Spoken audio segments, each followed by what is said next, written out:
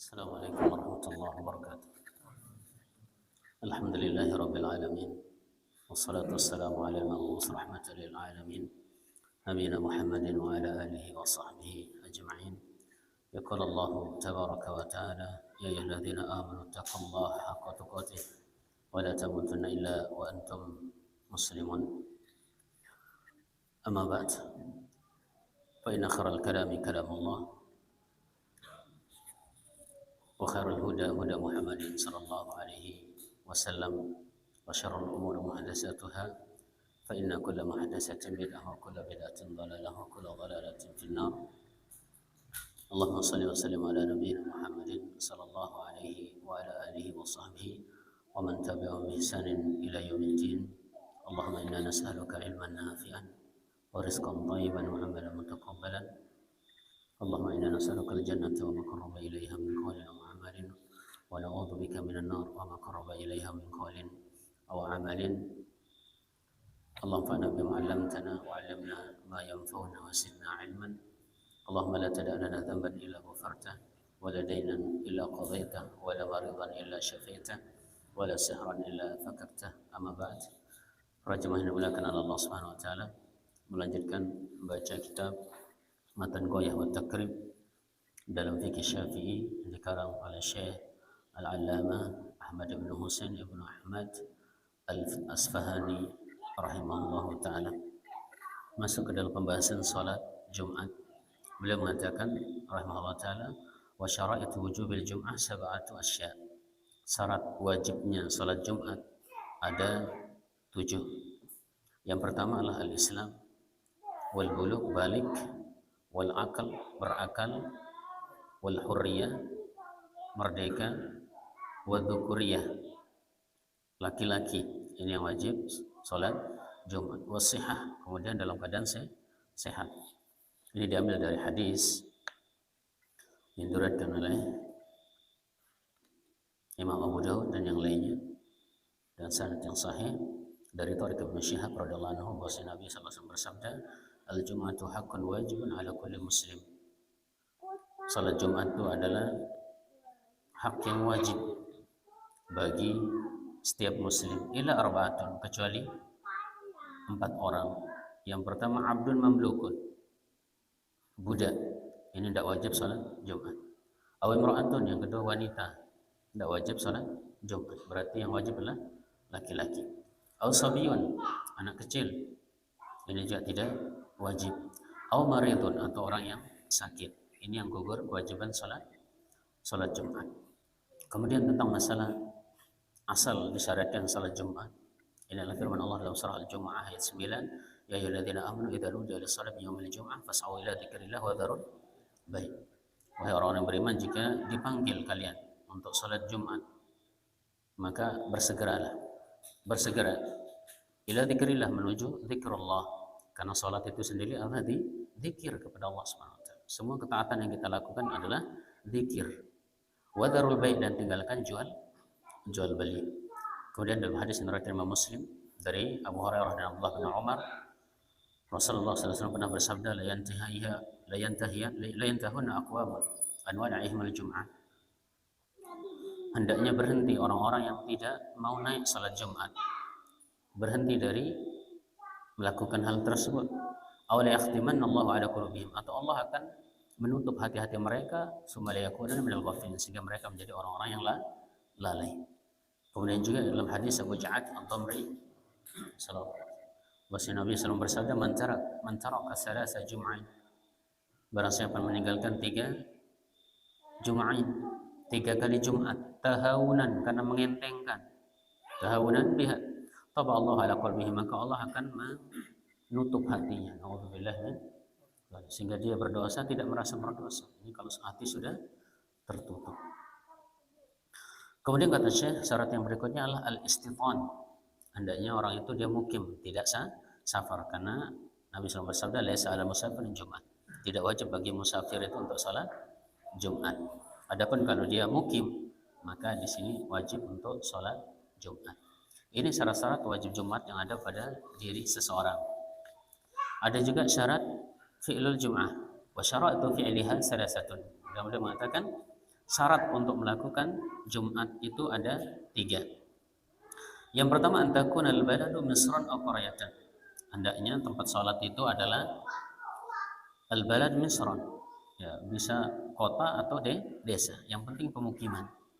Yang penting pemukiman. Kemudian wa yakunal adadu arba'ina min ahli jum'ah. Dan hendaknya jumlah orang yang melakukan salat Jumat itu adalah 40 orang. Minimal 40 orang. Baik. Adapun dalil yang berpendapat bahwasanya salat Jumat minimal 40 orang, itulah hadis yang diriwayatkan oleh Imam Daraqutni, Baihaqi dari Jabir. Bahwasanya Jabir radhiyallahu anhu berkata, "Madatis sunnah." Telah berlaku sunnah, anna fi kulli salasatin imaman. Bahwasanya setiap 3 orang itu harus ada yang jadi imam satu untuk salat berjamaah. Wa fi kulli arba'in fama fawqa dzalik jum'ah wa fitrun wa adha. Dan kalau lebih dari 40 orang ke atas, maka wajib untuk salat Jumat, salat Idul Fitri dan salat Idul Adha. Ini kata Jabir. Tetapi hadis ini kata Imam Al-Baihaqi, tafarrada bi Abdul Aziz Al-Qurasi wa dhaif.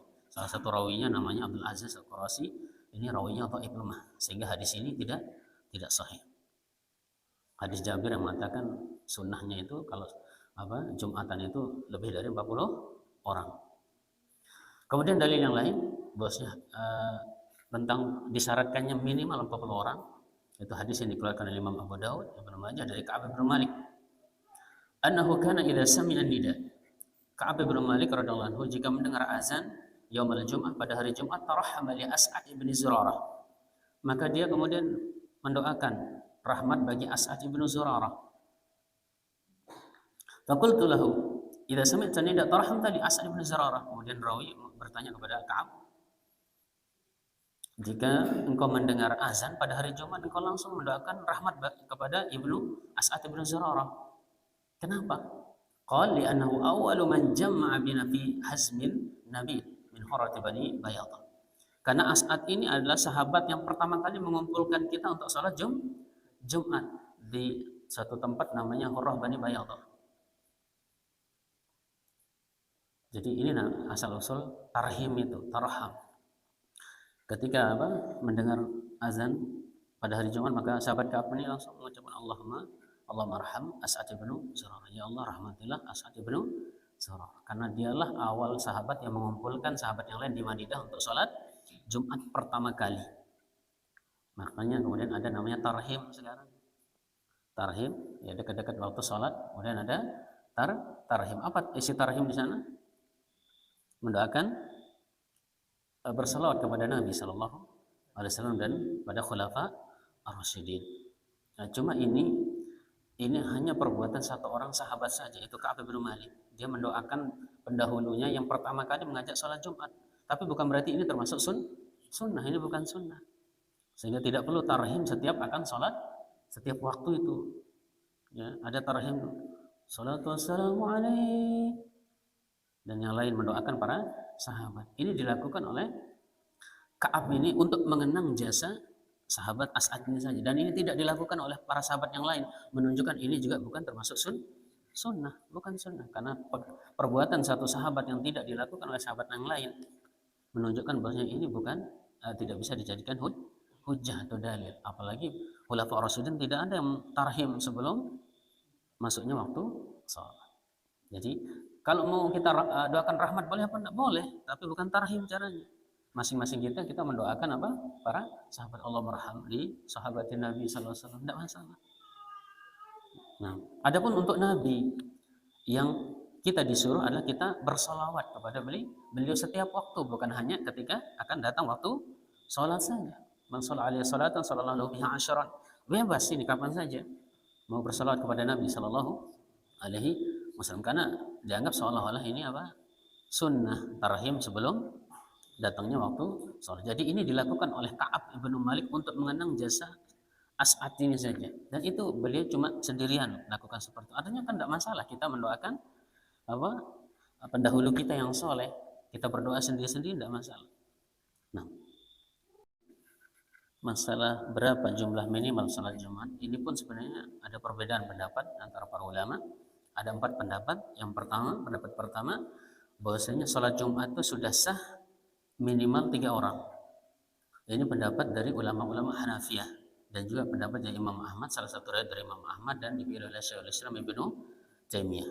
Dalilnya adalah hadis Nabi SAW diriwayatkan oleh Imam Abu Darda dari sahabat Abu Darda. Nah, di sini hadisnya dihasankan oleh Syalbani. Rasulullah SAW bersabda, "Ma min salasatin fi qaryatin la tuqamu fihi shalah illa istahwada 'alaihim syaitan." Tidaklah ada 3 orang di suatu desa, di suatu dusun, kemudian mereka tidak menegakkan sholat, kecuali dusun itu atau desa itu akan dikuasai oleh syaitan. Dan sholat di sini umum, baik itu sholat berjamaah atau sholat Jumat. Ini pendapat pertama. Sholat Jumat sudah sah dilakukan oleh 3 orang. Ini pendapat siapa? Ulama Hanafiyah dan salah satu riwayat dari Imam Ahmad dan pendapat Syekhul Islam Ibnu Taimiyah. Pendapat yang kedua, bahwasanya sholat Jumat itu minimal 40 orang. Minimal 40 orang. Ini pendapat dari ulama Syafi'iyah. Ulama Syafi'iyah masyhur, dan juga ada juga salah satu dari riwayat Imam Ahmad. Dalilnya adalah hadis Ka'ab ini. Ka'ab bin Malik ketika ditanya, "Kam antum yauma idzin?" Berapa banyak kalian pada waktu itu, pada sholat Jumat pertama kali ini, pertama kali tersebut? Qal arbaun. Maka sahabat Ka'ab ini mengatakan 40 orang. Dan hadisnya sahih. 40 orang. Sehingga dalam mazhab Syafi'i minimal harus 40 orang. Tetapi kalau kita lihat konteks hadisnya, berapa orang yang ikut Jumatan pada waktu tersebut? Maka Ka'ab mengatakan 40 orang. Berarti dia memberitahukan tentang jumlah Jumatan yang pertama kali pada waktu tersebut. Bukan itu syarat. Bukan itu syarat. Ini pendapat yang kedua. Jadi pendapat Syafi'iyah minimal 40. Hadisnya tadi, hadis tentang sholat Jumat pertama kali yang diadakan di Madinah sebelum datang Nabi SAW. Pendapat yang ketiga, annaha la tan'aqid illa bi'adadin tataqarrab bihim al-qur'an. Tidak sah salat Jumat itu kecuali sejumlah orang yang sudah dikatakan menempati satu desa atau satu dusun. Jadi wala tan'aqid bisalah wal arba'ah wa nawih, dan belum sah ini pendapat yang ketiga dengan hanya 3 orang, 5 orang atau yang di bawah 10 orang itu. Dan ini pendapat siapa? Ini pendapat ulama Malikiyah. Ini pendapat ulama Malikiyah. Jadi sejumlah perkampungan yang ada di sana. Taruhlah misalnya di dusun Tuan Ani berapa rumah di sana, berapa kakak? 38. Berarti ya anggaplah berarti laki-lakinya di sana 2 kalinya. Berarti ya sekitar 76 orang. Berarti sudah bisa untuk salat. Anggaplah mungkin 38 juga laki-lakinya yang ada yang wajib salat Jumat 38. Maka apakah ini sudah sah? Menurut ulama Malikiyah, yang penting yang menempati satu dusun tersebut. Tapi jangan sampai cuma 3 atau 5. Ini pendapat ulama Malikiyah. Pendapat yang keempat, nah ini lebih anu lagi, bahwasanya salat Jumat sudah sah minimal 2 orang. Satu khotib, satu pendapat siapa ini? Ini pendapat ulama Zahiriyah, ya, Ibnu Hazm, Abu Dawud Al-Zahiriyah, dan juga pendapat ini dikuatkan oleh Imam Tabari dan Imam Syaukani. Mana dalilnya? Hadis Nabi riwayat Imam Bukhari Muslim. Rasulullah SAW bersabda, "Idza hadaratis shalah fa'adzina." Jika sudah sholat, kalian berdua nanti azan, kata Nabi. Berkata kepada ada 2 orang sahabat dari jauh. Summa aqimah, kemudian iqamahlah kalian, wal ya'ummakum akbarukum. Dan hendaknya salah satu dari kalian berdua jadi imam. Salatlah kalian menurut ulama-ulama Zahiriyah, mazhab Zahiriyah, salatlah kalian berdua ini umum, imma salat berjamaah, imma salat Jumat, sehingga minimal 2 orang. Baik. Tapi pendapat yang lebih kuat dari sekian pendapat tersebut, insyaallah bahwasanya salat Jumat itu ya seukuran itu dilakukan adalah satu perkampungan. Nah, tidak mesti harus 40. Artinya kalau kurang dari 40 itu masih bisa ditolerir. Karena syarat 40 itu bukan syarat. Dan Nabi juga tidak pernah mengatakan minimal Jumatan 40 orang, tidak pernah. Sahabat juga tidak ada yang memahami seperti itu. Nah, cuma Ka'ab bin Malik tadi menceritakan bahwasanya sholat pertama kali sholat Jumat yang dilakukan di Madinah jumlah orangnya adalah 40, itu saja. Ya. Artinya bisa jadi kurang, boleh juga, atau lebih juga, alhamdulillah. Walaupun kalau kita berbicara masalah afdol, tentunya sholat Jumat yang paling afdol itu adalah di masjid jami, itu yang paling afdol. Karena semakin banyak jemaahnya semakin banyak pahalanya. Terlebih keutamaan sholat Jumat.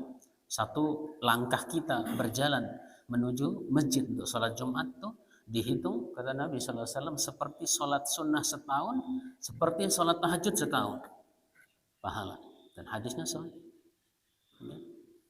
Satu langkah kita berjalan, artinya semakin jauh kita berjalan semakin bagus. Makanya kalau di Saudi itu masjid-masjid di kampung itu ditinggalkan kalau hari Jumat. Mereka lebih memilih masjid jami. Kadang jalannya saja setengah jam, perginya setengah jam, pulangnya setengah jam, karena mereka menghitung langkah yang begitu banyak itu yang berapa banyak pahalanya. Sehingga ketika hari Jumat memang itu kebiasaan, dan itu kebiasaan para salaf juga, semua aktivitas dihentikan, artinya libur. Jangan justru buka mall hari Jumat itu sampai jam 11, tarhim masih dipekan. Nah, ini salah. Karena banyak sunnah yang harus kita lakukan di sana. Nanti akan dijelaskan oleh Syekh rahimahullah. Nah. Kemudian wa yakun al-waqtu baqiyan, dan hendaknya waktu, syarat yang ketiga, waktu Jumat itu masih tersisa. Fa idza kharaja al-waqtu aw adimat asy-syurut sulli dhuhran. Kalau waktunya sudah habis atau syarat yang tadi tidak terpenuhi, mungkin jumlahnya dia cuma 3 orang atau 2 orang, menurut pendapat ulama Malikiyah ini tidak terpenuhi gitu. Menurut ulama Syafi'iyah tidak terpenuhi, maka apa? Sulit dhuhran, maka dia sholat zuhur saja.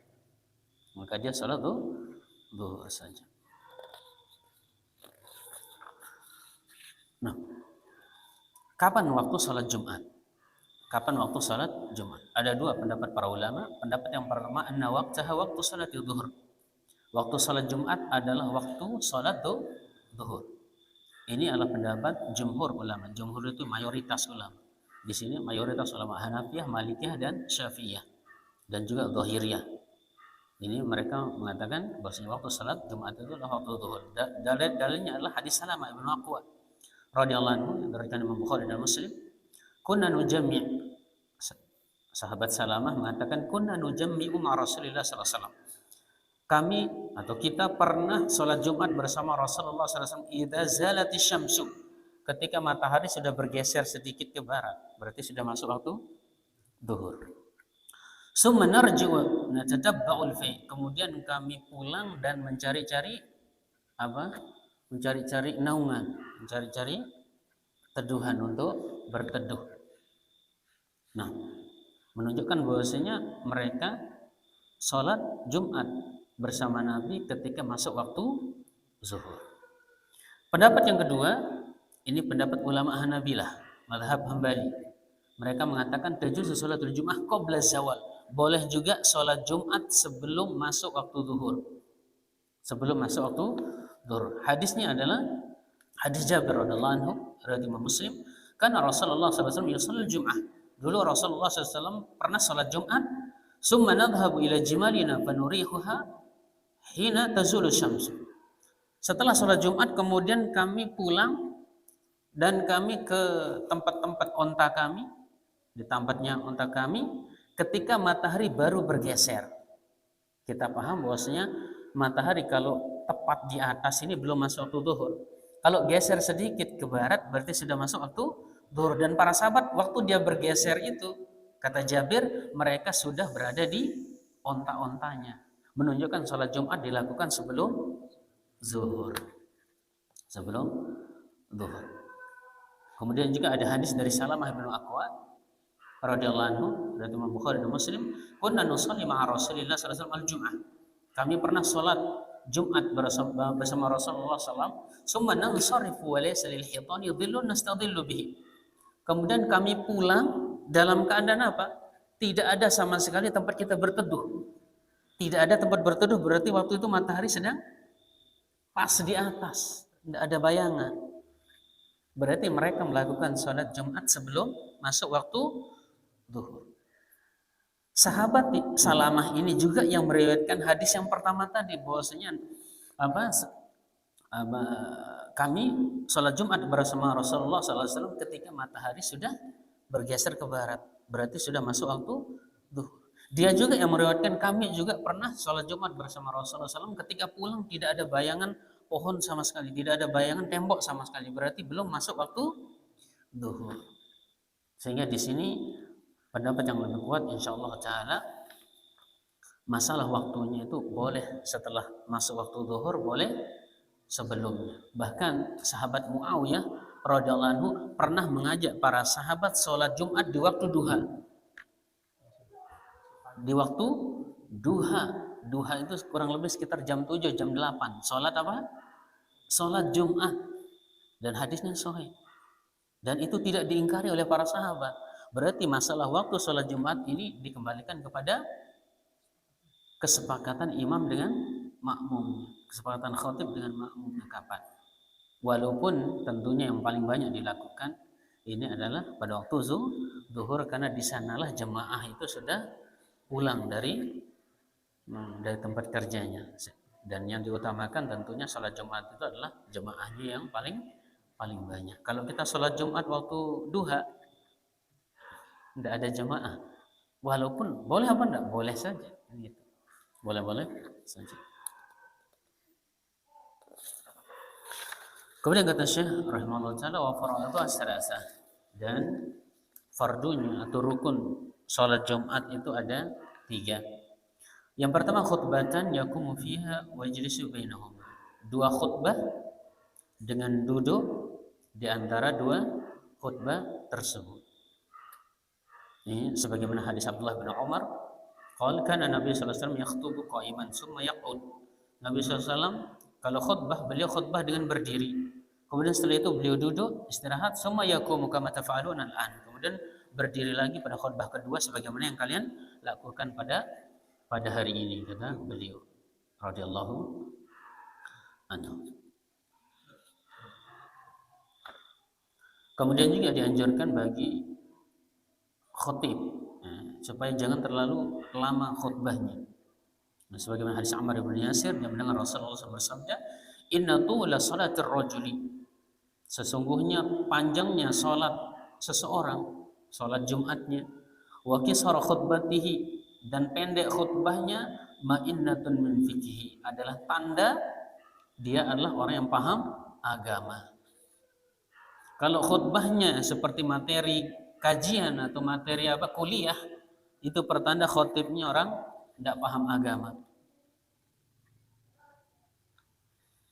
Fatilus shalah waqsurul khutbah. Maka Nabi mengatakan panjangkan sholatnya dan pendekkan khutbahnya. Makanya jarang sekali kita temukan ada riwayat khutbah Nabi SAW. Sangat jarang. Kenapa sangat jarang? Karena khutbah Nabi cuma isinya adalah membaca ayat Al-Quran, mengingatkan tentang surga, neraka, tentang akhirat. Beliau banyak membaca surah Al-Qaf, surah Qaf, tentang kubur, tentang kematian. Udah, setelah itu selesai. Karena para sahabat juga pada waktu tersebut paham. Ya. Artinya jangan terlalu panjang khutbahnya. Kemudian masalah yang kedua, masalah khutbah ini.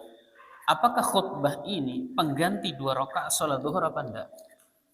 Berkata Imam Nawawi rahimahullah ta'ala dalam Majmu' Syarah Muhadzab, madhabuna, pendapat kami itu ulama Syafi'iyah, annahu in adraka ruku' ar-raq'at ats-tsaniyah min al-jum'ah adrakaha wa illa fala.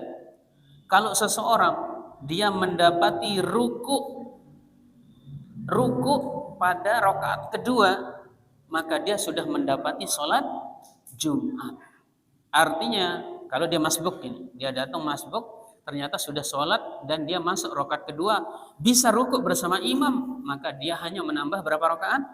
1 rakaat saja, karena dia sudah mendapatkan waktu sholat Jumat. Ini pendapat ulama Syafi'i, qala aktsarul ulama, dan ini juga pendapat kebanyakan ulama, baik itu Ibnu Munzir, Ibnu Mas'ud, Ibnu Umar, Anas bin Malik, Sa'id bin Musayyib dan yang lain dari para sahabat Nabi sallallahu alaihi wasallam. Adapun sebagian riwayat yang saya sebutkan, riwayat yang pertama, riwayat Ibnu Abi Syaibah dalam Musannaf, bahwasanya Umar radhiyallahu anhu pernah berkata, "Innama ju'ilatul khutbah makana rak'atain." Khutbah itu adalah pengganti 2 rakaat zuhur. Fa illam yudrikul khutbah falyusalli arba'an. Siapa yang tidak mendapati khutbah maka hendaknya dia salat 4 rakaat. Hadis ini munqati, hadisnya terputus sanadnya. Hadisnya terputus sanadnya sehingga termasuk dalam hadis dhaif, hadis lemah, tidak bisa diamalkan. Riwayat yang kedua, riwayat Ibnu Abi Syaibah, bahwasanya Umar bin Khattab mengatakan kanatil jum'ah arba'ah. Dulu salat Jumat itu adalah 4 rakaat dulu. Faju'ilat raka'atain min ajil khutbah, maka yang 2 rakaat itu diganti dengan khutbah. Faman fatatul khutbah falyusalli arba'an. Siapa yang tidak mendapatkan waktu khutbah maka hendaknya dia salat 4 rakaat. Tapi hadisnya juga munqati, hadisnya terputus sanadnya juga, sehingga ini termasuk hadis dhaif. Jadi yang benar, yang sahih adalah riwayat dari Umar bin Khattab, dan ini riwayatnya dikeluarkan oleh Imam Ibnu Majah dengan sanad yang sahih, bahwasanya Umar bin Khattab mengatakan salatus safari rak'atan. Salat orang safar itu bepergian itu adalah 2 rakaat. Wa salatul jum'ah rak'atan, dan salat Jumat itu adalah 2 rakaat. Itu asalnya, bukan 4 rakaat. Salat Jumat itu memang dari dulu berapa? 2 rakaat, bukan 4 rakaat. Jadi riwayat yang beliau mengatakan tadi 4 rakaat itu tidak ada yang sahih. Ini yang sahih. Wal fitr wal adha rak'atan, dan salat Idul Fitri dan Idul Adha 2 rakaat. Tamamun ghairu qasrin ala lisan Muhammad sallallahu alaihi wasallam. Sempurna tanpa ada pengurangan lagi berdasarkan lisan Muhammad sallallahu alaihi wasallam. Jadi sekali lagi, kalau ada yang tidak mendapatkan khutbah maka tetap sah salat Jumatnya, karena khutbah itu bukan pengganti 2 rakaat dari salat Jumat. Kemudian kata Syekh, wa hay'atuha arba'u shal. Kemudian sunnah-sunnahnya ada 4 sunnah-sunnah Jumat. Al-ghuslu wa tanziful jasad, mandi, membersihkan badan, wa lubsus siyabil bayd, kemudian memakai pakaian yang putih, itu yang terbagus, wa akhdhu dhufur, kemudian memotong kuku-kuku, wa tib, dan memakai minyak wangi. Ini sebagaimana hadis Abu Sa'id Al-Khudri radhiyallahu anhu qala asyhadu ala Rasulillah sallallahu alaihi wasallam annahu qala, saya bersaksi bahwasanya Rasulullah sallallahu alaihi wasallam pernah bersabda, kata Abu Sa'id Al-Khudri, al-ghuslu yaumil jum'ah wajibun ala kulli muhtalim. Mandi pada hari Jumat wajib bagi semua orang yang sudah balik, wajib. Wa yustanna, dan sangat dianjurkan, wa yamusatiban in wajada, dan hendaknya dia memakai minyak wangi jika ada, minyak wangi jika ada. Kemudian pernah juga para sahabat datang ini dari Yaman dalam keadaan penuh keringat dan yang lain, kemudian masuk ke dalam masjid. Waktu itu Nabi sedang salat Jumat. Maka Nabi mengatakan, "Law annakum tatahhartum li yaumikum hadza." Kenapa kalian tidak bersih-bersih dulu untuk menghadiri salat Jumat pada hari ini? Sallallahu alaihi wasallam. Kemudian dari Salman Al-Farisi, qala Nabi sallallahu alaihi wasallam, Nabi SAW bersabda, "La yaktasilu rajulun yaumal jum'ah." Tidaklah seorang mandi pada hari Jumat, wa yatatahharu mastata'a min tuhrin. Dan dalam riwayat yang lain mandinya ini seperti mandi junub, mandi janabah. Makanya di antara sunnah sebelum kita berangkat salat Jumat itu adalah sunnah untuk mencari sebab mandi junub, itu sunnah. Paham nggih? Kecuali kalau istrinya sedang haid. Tapi ya tetap tata cara mandi seperti mandi junub. Wa yatatahharu mastata'a min tuhrin, kemudian dia bersuci semampunya. Wa yudahhinu min duhnihi, memakai minyak rambut, aw yamussa min thibi baitihi, atau memakai minyak wangi istrinya. Kalau dia tidak punya minyak wangi, boleh pakai minyak wangi parfum istrinya. Summa yakhruju falyufariqu baina itsnain. Kemudian keluar untuk salat Jumat dan tidak memisahkan antara 2 orang, artinya tidak menggeser orang yang sudah rapat safnya. Summa yusalli ma kutiba lahu, kemudian salat di masjid semampunya. sambil menunggu azan, salat semampunya. Summa yunsitu idza takallama al-imam, kemudian diam ketika imam berkhutbah, illa ghufira lahu ma bainahu wa bainal jumal ukhra. Kecuali dosa-dosanya diampuni antara Jumat itu dengan Jumat berikutnya. Subhanallah. Ini kalau kita perhatikan dengan sunnah-sunnah Jumat. Jangan sampai hari Jumat kemudian kita tidak sempat mandi gara-gara telat pulang dari kantor. Lebih baik kita bawa peralatan mandi ke kantor. Mandi di tempat tugas kalau memang agak telat pulang ke rumah, sholat Jumat di sana, cari masjid yang terdekat supaya sunnah-sunnah ini bisa untuk dikerjakan. Jadi yang sunnah adalah mandinya seperti mandi junub, dan tentunya di sini berarti bagaimana? Berarti yang sunnah itu bukan malam Jumat, paham? Karena banyak yang mengatakan nyunah dulu malam Jumat, habis kajian cepat-cepat pulang biasanya di Teluk Dalam itu. Kenapa pulang? Mau nyunah Ustaz? Enggak ada sunnahnya malam Jumat. Besok baru nyunah. Ya. Sebelum kita mandi baru bikin sebab, gitu kan? Ada saja di abot mandi dalam mendarat sebab kan. Jadi kalau malam Jumat terlalu jauh. Ya. Baik. Man iktasala yaumal jum'ah ghusl janabah. Barang siapa yang mandi pada hari Jumat seperti mandi junub, kata Nabi sallallahu alaihi wasallam. Kemudian dia berangkat berjalan kecuali satu langkahnya itu seperti pahalanya seperti salat sunnah, qiyamu sanatin wa siyamu sanatin, seperti tahajud setahun dan salat sunnah setahun. Subhanallah. Satu langkah. Tapi syaratnya tadi mandi yang benar, kemudian pakai harum-haruman kalau ada, kemudian berangkat dengan jalan kaki. Baik.